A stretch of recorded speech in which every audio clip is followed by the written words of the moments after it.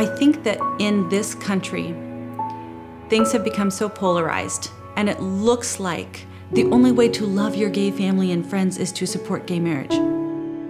If marriage law is simply about adult emotions, then in my opinion, from my experience, there is no reason to bar same-sex couples from the institution of marriage, because I know personally that they have the same capacity to love and commit, because my mom and her partner have been that couple, committed to one another through the highs and lows for almost 30 years.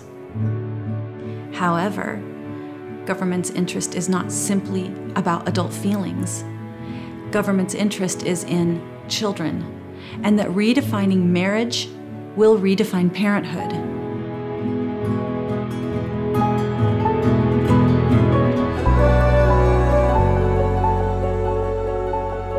What I hear from much of society, from much of those who champion gay marriage, is that all kids need are loving, stable adults.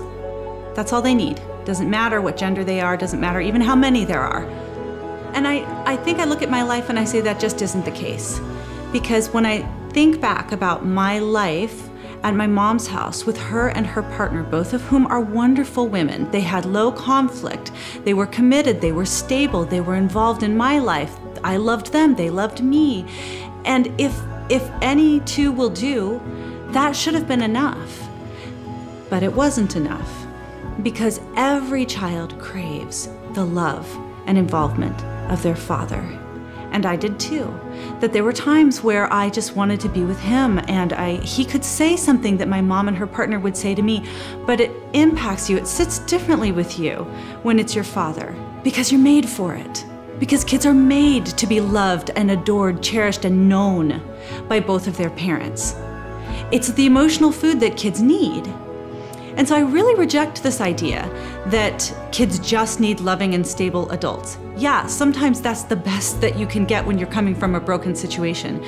But we shouldn't glamorize, idealize, and incentivize a relationship and a family structure where a child has to lose one or both parents to be there.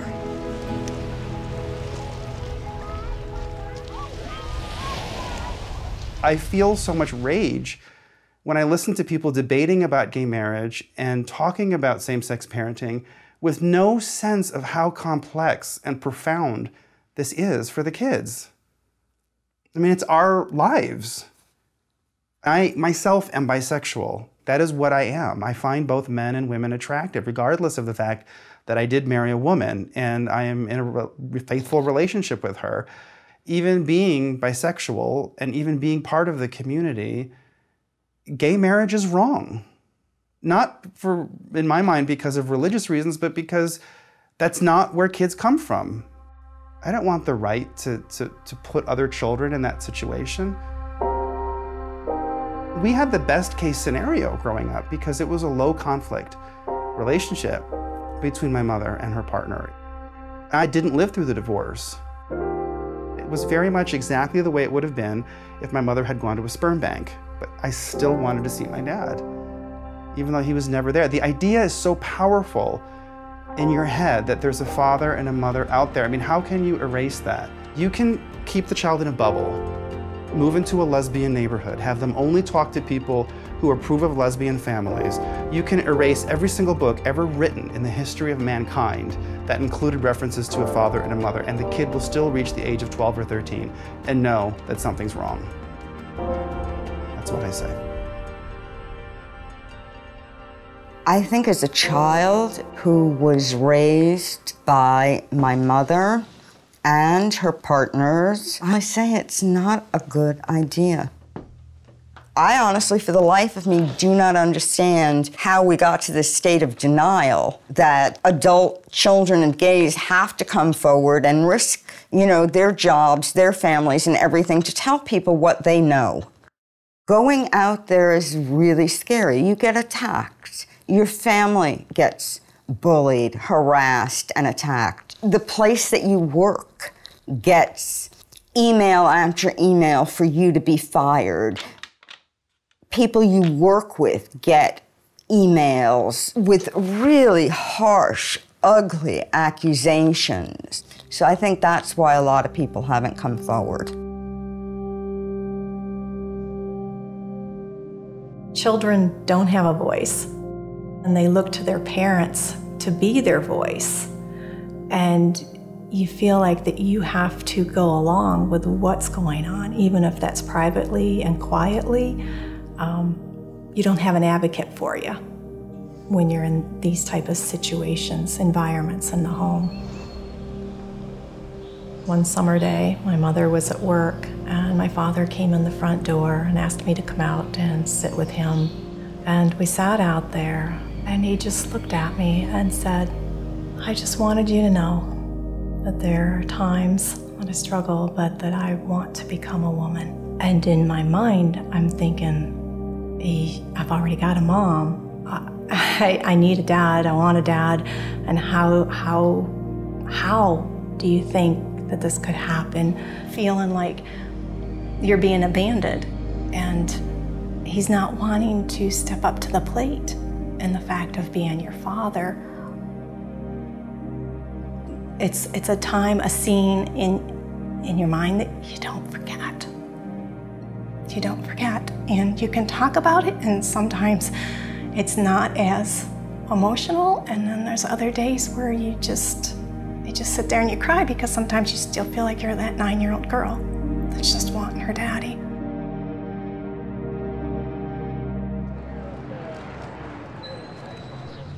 My father died of AIDS, and none of my father's partners are alive today.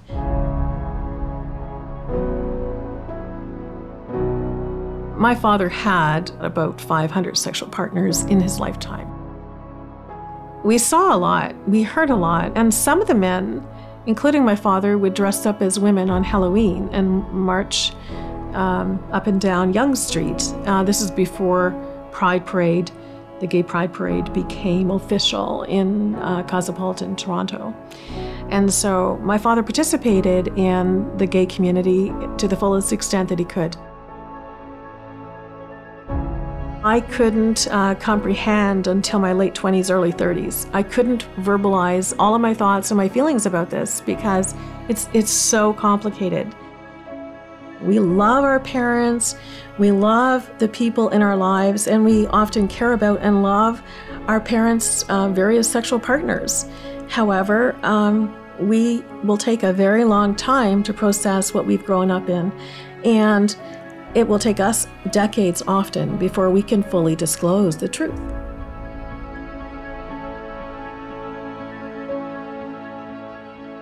I'm very concerned about what is happening in the United States right now. As a Canadian resident, I've experienced living under same-sex marriage for 10 years. And with that, we have seen our constitutional freedoms eroded. And that includes our freedom of speech, our freedom to express our opinions, our values, our beliefs in the media, what we are able to say and write. So I don't have blogging freedoms. I don't have the freedom to make statements through articles or through the press in Canada like I do elsewhere. The other area that we have seen restricted are our conscience rights and our religious freedoms. When I stuck my nose in to the business of the entire United States with the Supreme Court brief, I didn't really think that it would change anything. I think that we are riding a wave of popular culture, and TV is a much bigger influence than I would ever be. I did it because I just thought about the kids in the future, and I know they're going to say, why didn't anybody say something? Why didn't anybody know this was going to be really bad for me? I hope by speaking out on this that it will be noted, that there will be organizations that just everyday citizens will realize that there are children that are saying, wait a minute, folks, let's take a second look at this. There are 6 of us who filed amicus briefs for the Supreme Court case. Those of us that are doing videos have really had to wrestle through a lot of not just internal pressure, but familial pressure and society's pressure to tell us that it's not possible to not just love your gay parent and maintain a relationship with them, but also to stand for traditional marriage. But all of us see that this has to do primarily with child rights and well-being.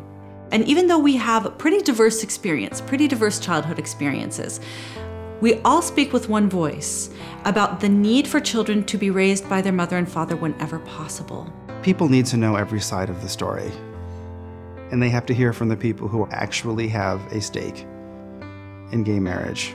And I don't even think gay couples have a stake in gay marriage the way that children of gay couples do. So they need to hear us.